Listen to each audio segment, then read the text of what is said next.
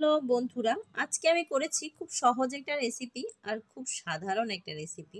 আমাদের সবারই চেনা জানা খুব পরিচিতি একটা তরকারি, সেটা হচ্ছে তিতা করলা ভাজি। বন্ধুরা, তিতা করলা আজকে সম্পূর্ণ তিতা ছাড়া ভাজি করব আমি। এমন সব সাধারণ রান্নার ভিডিও পেতে মায়ের চ্যানেলটিকে সাবস্ক্রাইব করে পাশে থাকা নোটিফিকেশন বেলে প্রেস করে দিও, তাহলে আমার পরবর্তী ভিডিও নোটিফিকেশন সবার আগে পৌঁছে যাবে তোমার কাছে। নমস্কার বন্ধুরা, অন্নদার রান্নাঘরে তোমাদের অনেক অনেক শুভেচ্ছা। আজকে আমি তোমাদের সাথে শেয়ার করব খুবই সাধারণ একটা রেসিপি, সেটা হচ্ছে তিতা করলা ভাজি, এক সম্পূর্ণ তিতা ছাড়া। বন্ধুরা, আমি আগের থেকে তিতা করলা আর আলু কুচি করে রেখেছি। দিয়ে দিচ্ছি প্যানে দেওয়া হয়ে গেছে। দিয়ে দিচ্ছি স্বাদ মতো লবণ আর একটু দিয়ে দিচ্ছি একটু হলুদ। বন্ধুরা, তিতা করলাতে কখনো অতিরিক্ত ঝাল দিতে যেও না, তাহলে তিতার পরিমাণটা অনেক বেশি হবে। দিয়ে দিচ্ছি 4-5টা কাঁচামরিচ ফাড়ি করে দিয়ে দিয়েছি।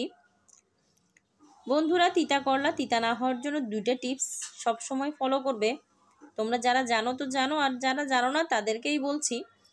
তিতা করলা হয়তো প্রথমে ধুয়ে কুটবে, আর নয়তো তিতা করলা ধুয়ে সব সময় পানি ঝরানোতে দিয়ে দিবে।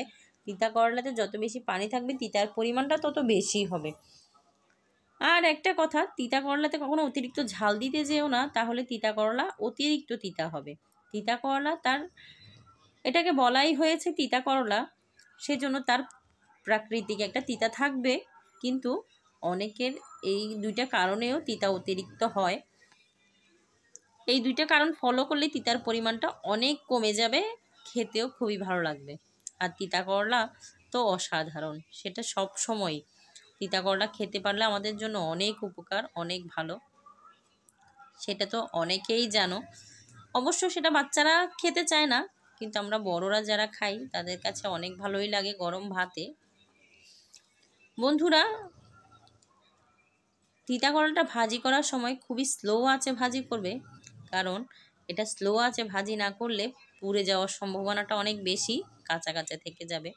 এটা একদম সম্পূর্ণ স্লো আঁচে ভাজি করার চেষ্টা করবে, তাহলে অনেক সুন্দর ভাজি হবে। দেখো, আমার ভাজিটা কিন্তু আমি নেড়ে চেড়ে অনেক সময় নিয়ে করছি, সেজন্য অনেক সুন্দর কালার এসেছে। একটু ধনেপাতা দিয়ে দিচ্ছি নামানোর আগে। আমার তিতা করলা ভাজিটা কিন্তু একদমই হয়ে গেছে। খুবই শর্টকাট একটা রেসিপি আর খুবই সহজ একটা রেসিপি। আমি এখন ধনেপাতাটা দিয়ে দিয়েছি, নামিয়ে পরিবেশন করলেই হয়ে যাবে তিতা করলা ভাজি। বন্ধুরা দেখো, আমার তিতা করলা ভাজি রেডি একদমই। বন্ধুরা, ভিডিওটা কেমন লাগলো অবশ্যই কমেন্ট করে জানিও, তোমাদের মূল্যবান মতামতের জন্য অপেক্ষা করব। ভিডিওটা ভালো বানিয়েছি কিনা খারাপ বানিয়েছি সেটাও কমেন্ট করে বলো। আর যদি ভালো লেগে থাকে তাহলে একটা লাইক দিয়ে চ্যানেলটাকে সাবস্ক্রাইব করে পাশে থাকা নোটিফিকেশন বেলে প্রেস করে দিও, তাহলে পরবর্তী ভিডিও নোটিফিকেশন অবশ্যই তুমি পেয়ে যাবে। বন্ধুরা, সবাই ভালো থেকো, সুস্থ থেকো।